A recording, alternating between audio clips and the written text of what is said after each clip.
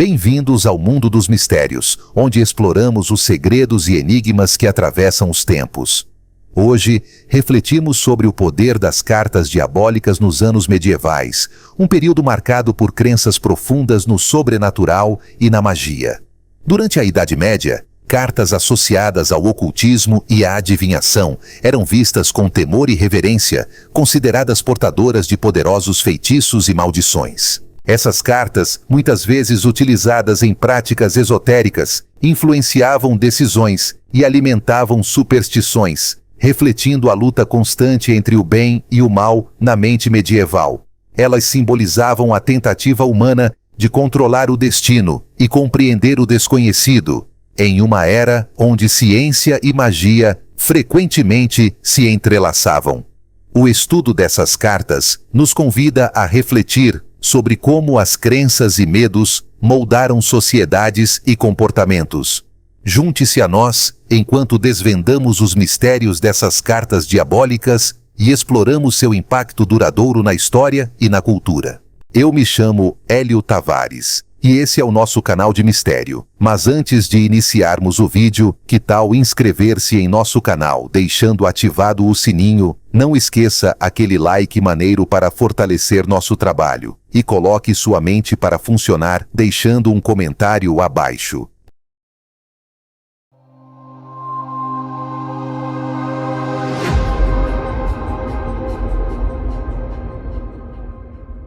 Uma carta diabólica escrita por uma freira do século XVII foi traduzida. Irmã Maria Crocifissa della Concezione, uma freira de 31 anos que morava no convento de Palma de Montechiaro, na Sicília, estaria possuída quando escreveu a carta. Em 11 de agosto de 1676, ela foi encontrada no chão de sua cela, com o rosto coberto de tinta, segurando uma carta que era uma estranha mistura de símbolos e letras. Relatos históricos sugerem que Irmã Maria afirmou que esta era uma carta do diabo, que estava tentando afastá-la de Deus e em direção ao mal. A mensagem tinha 14 linhas e os arqueólogos tentaram decifrar o significado durante séculos e finalmente começaram a fazer melhorias. Em conversa com a Live Science, a diretora da Ludum, Daniele Abate, disse: "Ao trabalhar na descriptografia histórica, não se pode ignorar o perfil psicológico do escritor. Precisávamos saber o máximo possível sobre esta freira." Os historiadores dizem que Irmã Maria tinha apenas 15 anos quando decidiu dedicar a sua vida a Deus e mudou-se para o convento beneditino. Abate continuou: "A carta parecia ter sido escrita em taquigrafia.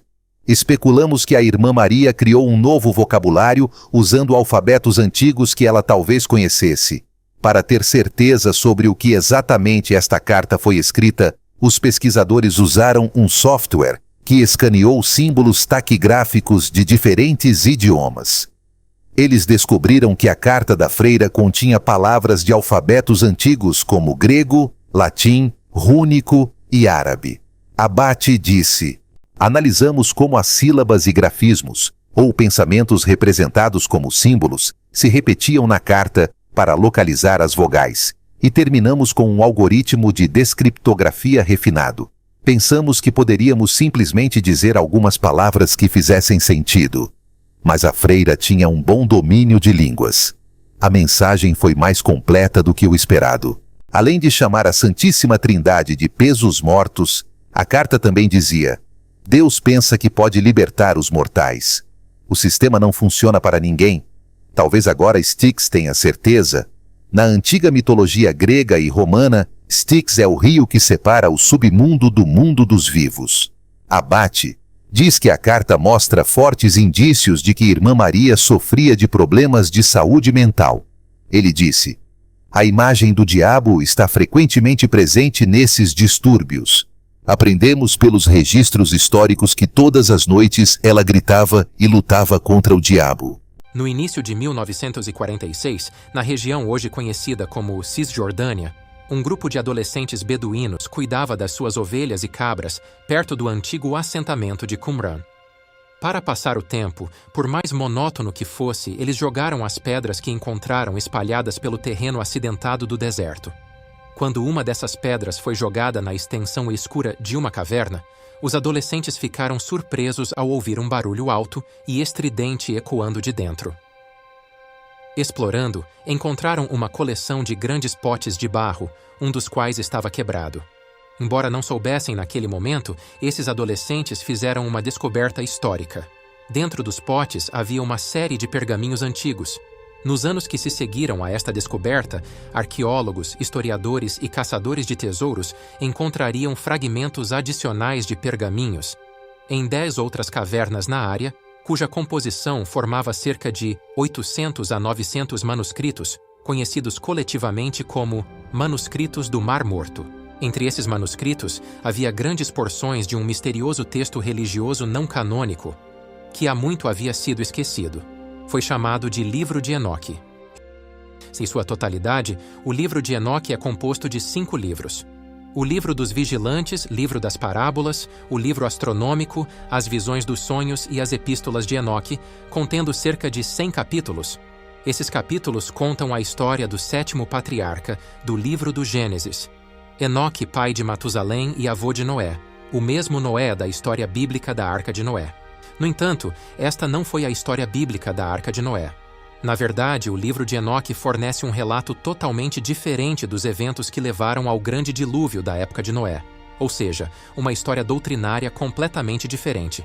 A história do livro de Enoque conta a história dos vigilantes, explicados em termos bíblicos como anjos caídos, enviados à Terra para vigiar os humanos em algum momento indefinido e antigo.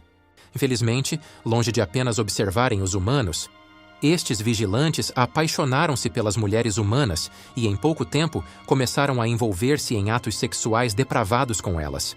O livro de Enoque fala das crianças nascidas através deste cruzamento entre vigilantes e humanos, chamados de Nefilim.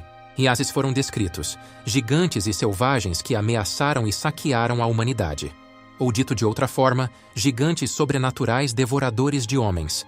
Irritados com o que os vigilantes fizeram, aqueles descritos como deuses os acorrentaram em uma prisão subterrânea nas profundezas da terra. Enoque se tornou o intermediário entre os deuses e os vigilantes aprisionados.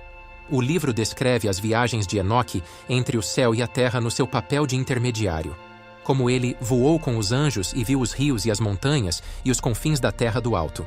No entanto, apesar da intervenção de Enoque, os deuses decidiram que a atrocidade em que a terra se tornara deveria ser punida. Claro, a punição seria uma grande inundação. Esta inundação destruiria os Nefilim e cimentaria os vigilantes em sua prisão. Antes, porém, Enoque seria levado para o céu numa carruagem de fogo. Curiosamente, o livro do Gênesis, que fala do grande dilúvio nas tradições abraâmicas, faz referência aos Nefilins no capítulo 6, descrevendo heróis que existiram na antiguidade, guerreiros de renome. Este não é o único lugar no cânon bíblico onde os Nefilim aparecem.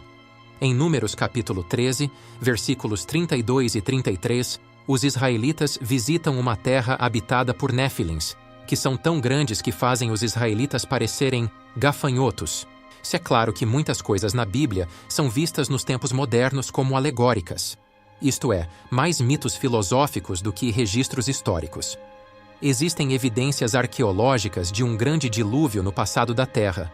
Um dilúvio, aliás, também mencionado em inúmeras tradições religiosas e culturais em todo o mundo. Se seres como os gigantes Nefilim realmente existissem, certamente haveria evidências semelhantes. E se houver, por que o livro de Enoque foi censurado na Bíblia?